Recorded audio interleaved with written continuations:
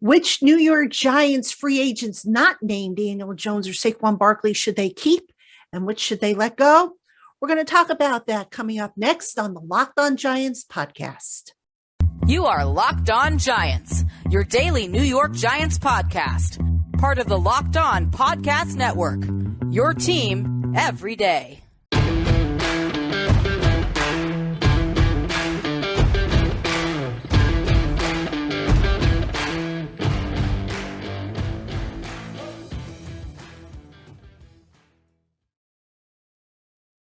Today's episode of the Locked On Giants podcast is presented by Prize Picks. Prize Picks is daily fantasy made easy. Pick 2 to 6 players, and if they score more or less than their Prize Picks projections, you can win up to 25 times your money on your entry. First-time users can receive a 100% instant deposit match up to $100 with promo code Locked On. That's prizepicks.com, promo code Locked On. Hello, New York Giant fans, and welcome to another edition of the Locked On Giants podcast, part of the Locked On Podcast family, your team every day. I'm Patricia Traina, your host, and I am coming to you on the second week of the Giants offseason. Boy, it sure does seem like it's been a long time since the Giants played football, but you know what? Onward and upward. The Giants, unfortunately, they're at home, and it's time to turn our attention to the off season. And on today's show, we're going to talk about the unrestricted free agents, not named Daniel Jones and Saquon Barkley, those who I think are going to be back and those who I don't think are going to be back. And I'll tell you why for each. And also something new I'm going to try out, at least for, the next few days, is I'm going to, instead of doing a full mailbag, because usually during the off season, we don't get a whole lot of questions, but I do get questions from you guys and gals, so I'm going to try and build in a couple of them each show as I get them. So that is the agenda for today. Again, very happy to have you here on the Locked On Giants podcast. Let us jump into it. And again, we're going to look at just the unrestricted free agents. This list is available, by the way, on Over the Cap. If you click on free agency and you choose the tracker drop-down menu, and choose NYG, you will see the same list that I am currently looking at. So again, we are not looking at Saquon and Daniel because we know that the Giants would like to have them back. Whether or not they get them back, that's another story for another time. But let's go down some of the rest of the list of the UFAs. And we're going to kick it off with Nick Gates, who we had on the show last week. If you missed that episode, Nick Gates was on the show and we talked a little bit about his future. Nick is a guy that, I'll be honest with you folks, as much as I would love to see him back, I don't think that he's back next year. Not because the Giants don't want him or anything like that, but if you're Nick Gates, and I'm just, spitballing here, if you will, if you're Nick Gates, you've proven now that you were able to come back from that horrific leg injury. The next step is to go someplace where you are assured a starting job. I don't know that that's going to happen here with the Giants. And I say that because the next UFA that I'm going to talk about is Jon Feliciano. And I just have a feeling that the Giants are going to re-sign Jon Feliciano for another year, possibly 2 years. And I also think that the plan is to draft a center for the long term. So let Feliciano serve as the placeholder, if you will, for a year or whatever, and then get the youngster ready, whoever it is they end up drafting. So that basically leaves no room for Nick Gates. Now, you're probably saying, well, what about plugging him in at guard, left guard, for example? Ben Bredesen is back under, I think he's got one more year on his contract, but you really get the impression that they want Joshua Ezeudu, who's one of their draft picks last year, to be the future at left guard. Now, regardless, I think the Giants are going to add to the interior of the offensive line. They have to. I mean, we can probably all agree that the interior of the offensive line last year was not a strong point. So some tweaking is going to be done, but bottom line is I'm not so sure Gates is going to be back. I hope he is. I'm not so sure that it's going to happen. And that pains me to say it because you guys know how I feel about Nick as a player and as a person. So, all right. I mentioned John Feliciano, who I think is going to be back as the center. Have him back, have him groom a young center that they might draft. I do think they're going to draft a young center this year. Maybe a guy who can even play guard, a center guard. So I think that's a possibility. All right. Up next, we have Sterling Shepard, who is going to be an unrestricted free agent, technically because his contract is voiding out. Now, Shepard would like to come back. I know that for a fact because I spoke with him in the locker room, and he definitely would like to come back. And I get the impression that he would be open to taking a veteran minimum deal. Now, should the Giants bring him back? You know what? As long as they don't need the roster spot, and as long as, his rehab is on schedule, and he actually told me that he was ahead of schedule, why not give him an opportunity to come back and compete? They did it for Mario Manningham in the past. They did it for Hakeem Nicks, I think, in the past. They've done it for other guys who had injuries who came back. Brandon Jacobs, running back a few years ago. Why not let Sterling Shepard come back and compete? The worst that happens is he doesn't cut it, and they say to him, Sterling, we're moving on. But if he can give them something, why not? Especially as, a third or fourth receiver or something like that. Now, here's the thing. That's sentimental speaking. Shepard, to my recollection, has never played special teams. So if the Giants are looking to change up receivers number 1, 2, and 3, maybe Hodgins comes back. Hodgins is an exclusive rights free agent. Wan'Dale Robinson will be back at some point. All right. Shepard, unless he's going to be somewhere in that receiver 1, 2, or 3 slot, he's got to play special teams. And I don't know that you necessarily ask him to, given his injury history. So I think it's 50-50. Shepard comes back. I think he would like to come back. I think the Giants would like to have him back, but it has to make sense money-wise and also where he is at in terms of his rehab and what his role is for the team moving forward. All right. Next up on the unrestricted free agent list, Justin Ellis, interior defensive lineman. They're moving on from him. I do not see him coming back. If you listened to the show last week with Ed Valentine, we were talking about how we had this image of Kelsey of the Eagles pushing Justin Ellis back, despite the fact Ellis had something like 50 pounds on him. They got to get more stout in the middle of that defensive line. I don't think Ellis comes back. Matt Breida, running back. I wouldn't mind having him back, to be honest with you, but you know what? We have an article coming out on Giants Country about unrestricted free agents from other teams we wouldn't mind seeing coming over to the Giants. And I know one of them, spoiler alert, is Boston Scott. Because dagnammit, if you can't beat them, join them.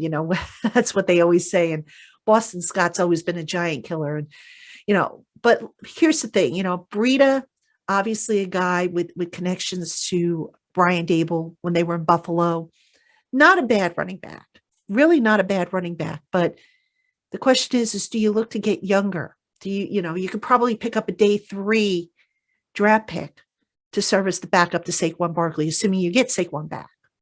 So I am not so sure Breida is back. I mean, if it were my call, I would, if he was agreeable to a veteran minimum type of deal, I'd bring him back.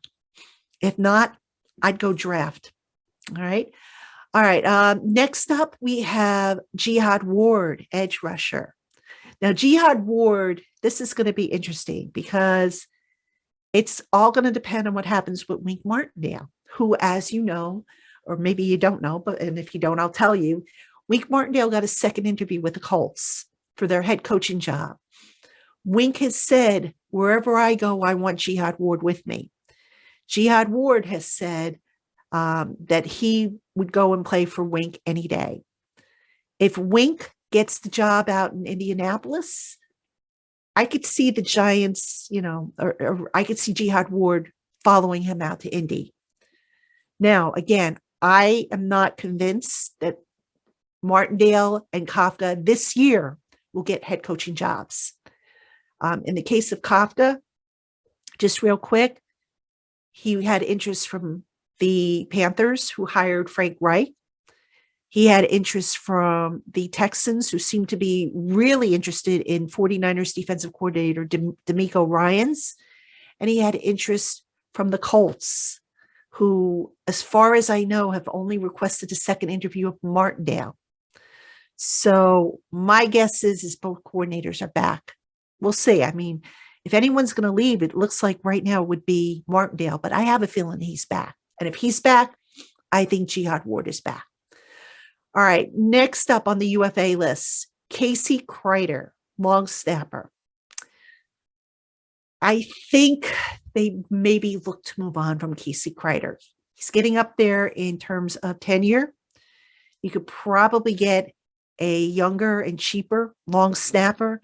And not to mention, there were many times this past year that some of Kreider's snaps just look slow and low. So maybe you want somebody who could put a little bit more zip on the ball to avoid potential blocks or near blocks. So I could see them moving on from Casey Kreider. Landon Collins. This one's a tough one because Landon was ecstatic to come back to the Giants, wants to retire as a Giant. I'm not so sure that's going to happen. I think the Giants are going to move on from him. Not because he's a bad player, but if you remember, Landon converted to inside linebacker. And what is one of the biggest weaknesses on the Giants? Yep, inside linebacker. I could see the Giants moving on from Landon Collins. I hope not, but I could see that being the case. Nicholas Williams, interior defensive lineman. He ended up on injured reserve. I don't see him back. Tony Jefferson, safety. Now that's a tricky one for me because I think what's going to happen with safety, and we'll get to Julian Love a little bit later in the next segment, actually. But if Julian Love is back, I think maybe the Giants move on from Tony Jefferson. I know he's a wink guy, but, they've got Dane Belton. They've got a couple guys on that were on the practice squad that they signed to reserve future contracts. And I could see them drafting another safety. So I am not 100% convinced that Tony Jefferson comes back. Okay. We have a few more unrestricted free agents. We're going to talk about the next batch coming up right after this. Hey, Giant fans, playing daily fantasy based on player projections has never been easier when you visit prizepicks.com. Pick 2 to 6 players, and if they go on to score more or less than their prize pick projections, you win up to 25 times the amount of your money on any entry. There's no competing against other people. It's just you versus the projections available.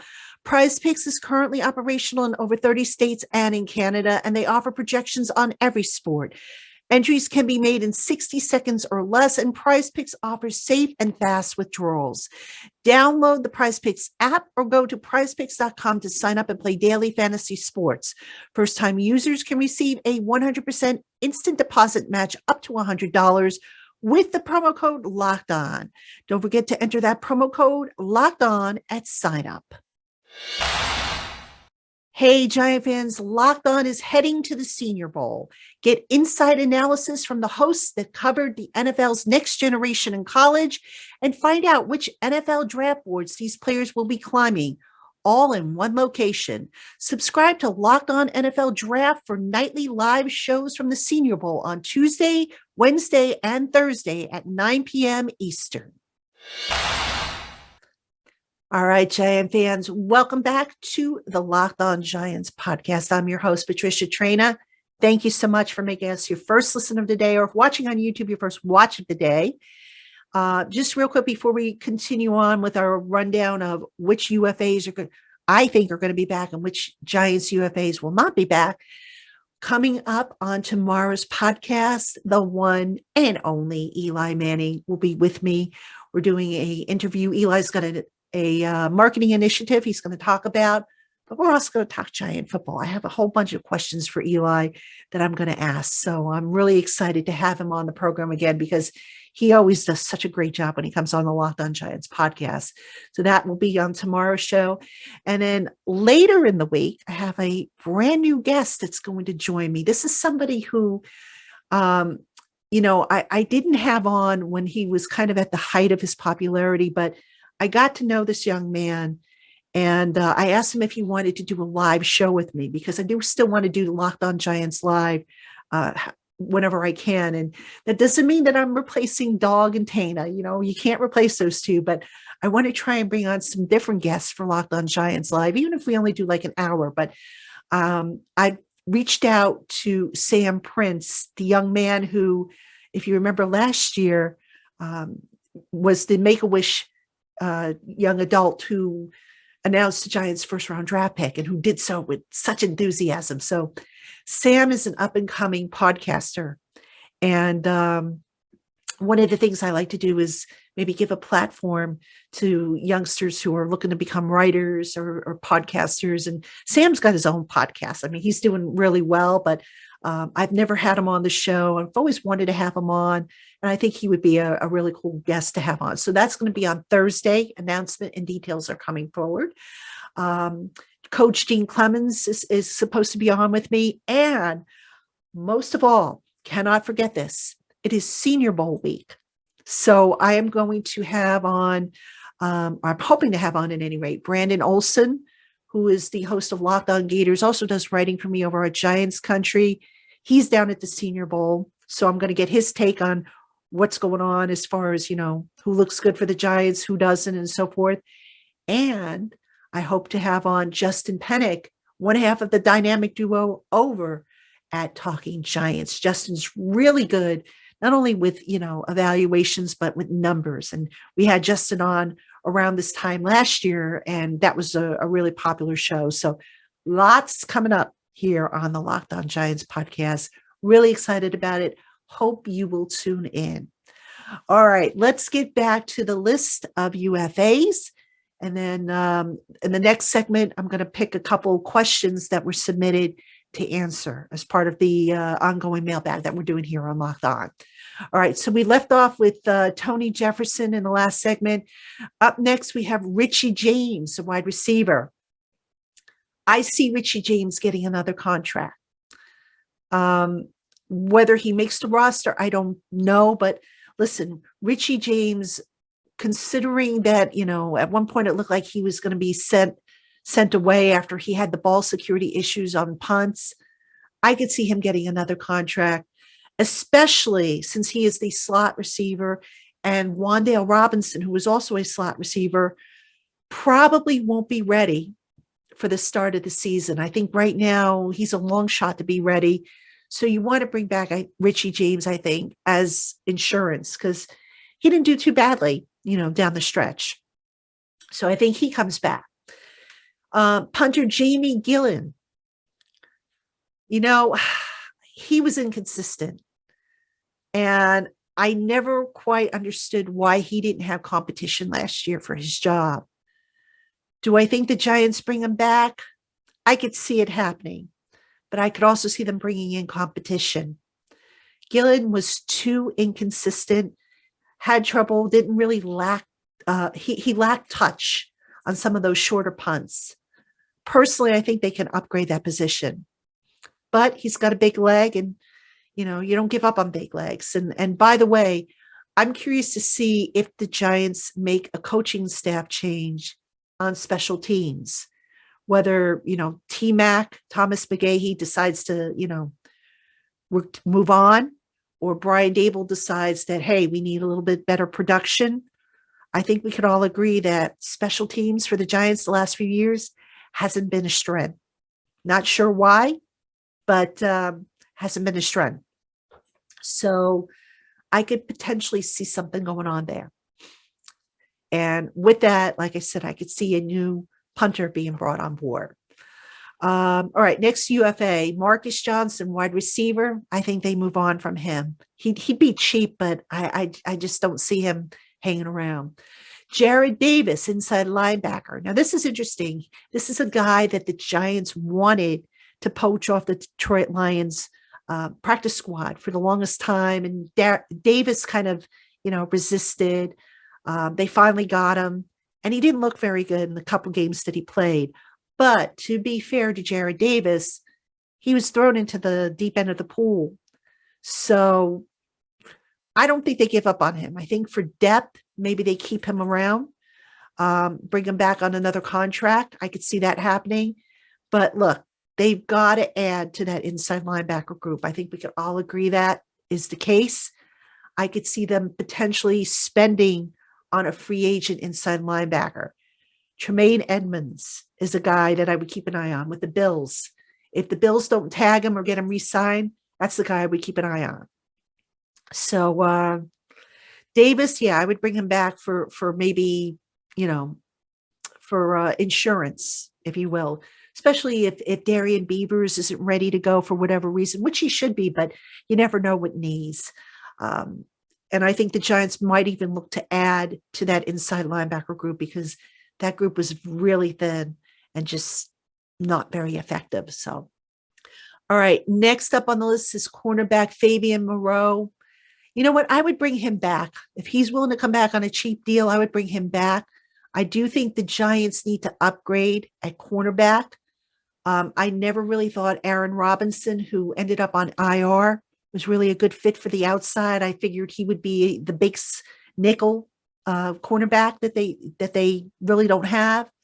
I could see them getting another cornerback to start opposite of Adoree Jackson. Moreau, he could be a very good third cornerback, like in the dime package.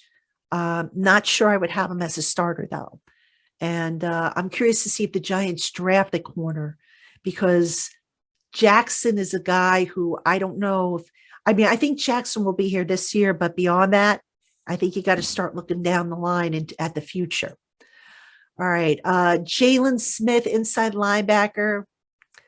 Not a horrible player, but I think they move on from him. Again, got to upgrade that inside linebacker depth. No question about it.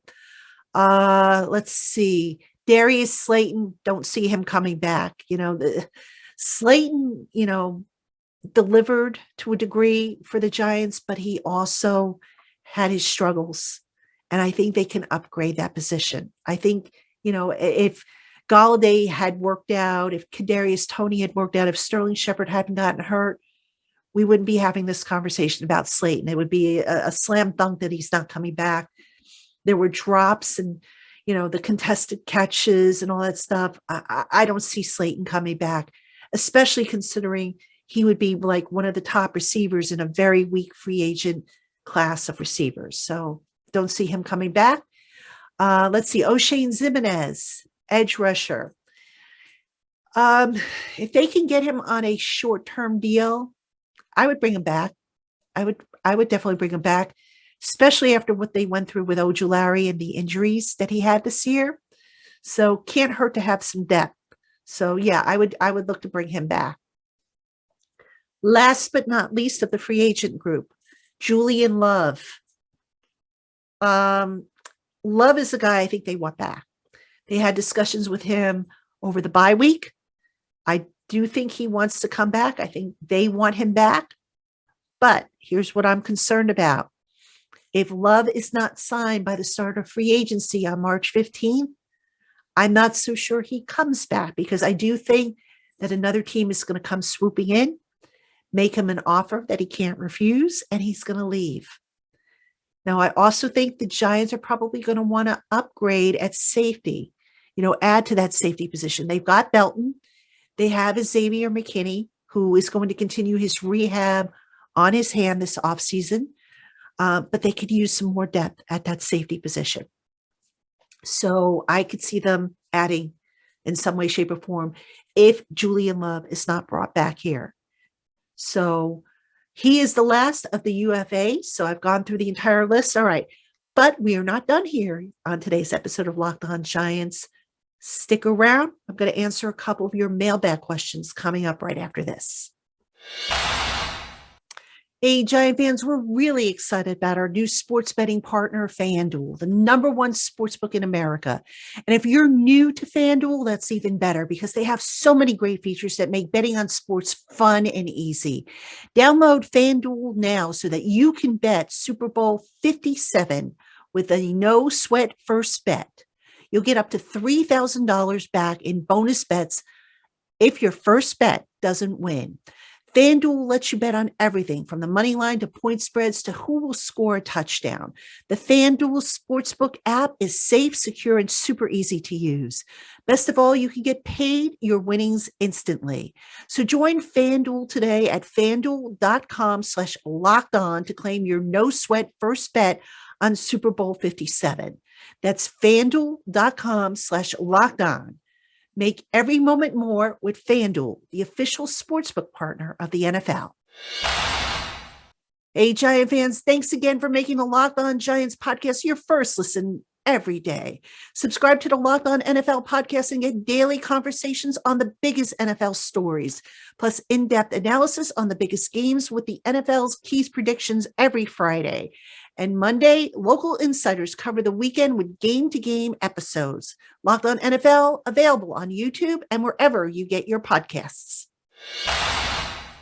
All right, everybody, welcome back to the Locked On Giants podcast. I'm your host, Patricia Traina. And in this segment, I'm going to answer a few mailbag questions.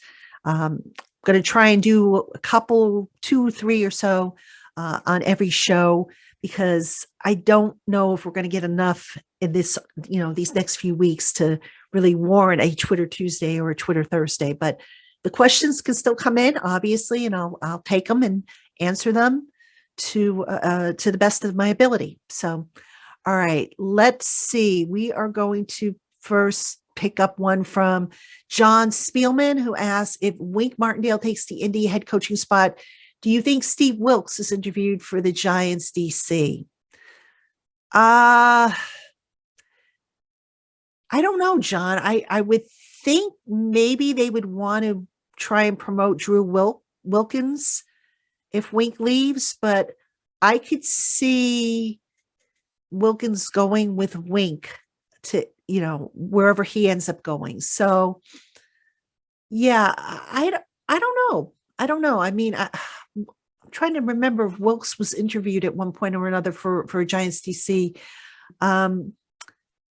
I suppose he could be. I mean, I'm not going to say no, but I think you probably would want to keep the scheme fairly, the same. Granted, it would change with a different play caller, but like I said earlier in the program, I'm not convinced Wink goes. But to your question, I think, why not? I mean, Steve Wilks is a pretty good defensive coordinator, so why not? So we'll just have to see on that. All right, let's see. Tony Thomas asks, do you see any further moves in the Giants front office or coaching staff? And how does it feel to have the Giants back in the playoffs again in the press rooms? Different. Thanks for the great work. Tony, I don't know about front office moves. I think Joe Shane pretty much has the staff that he wants at this point. So I don't think anything's going to change there. The only thing I could see potentially changing maybe down the line is maybe he hires like a director of player personnel or college director of a scouting director, someone to replace Chris Pettit. Because I think that's the one role he didn't really address when he came on board last year. To your question about how does it feel to have the Giants back in the playoffs again in the press room, not to sound flippant, Tony, but it doesn't matter to us. We're there to do a job, win or lose. We're not, this is going to sound weird, but the press is not, we're fans of the game. All right. But we're not supposed to really be Giant fans, if you know what I mean. We have to be objective. So we're not going to sit there and throw a party because the Giants are in the playoffs again, nor are we going to sit there and mourn because they're not in the playoffs. So it's we have a job to do, Tony. So this emotion with, oh wow, the Giants are in the playoffs again. No, not if you're not if you're doing the job right. Doesn't work that way. Rob asks, if the Giants get stuck playing overseas this season, any thoughts, guesses as to who it might be against? Rob, I'd be surprised if the Giants get an overseas game again. I know they didn't really want one last year, but the NFL kind of coaxed them into it. I'd be surprised if they go again.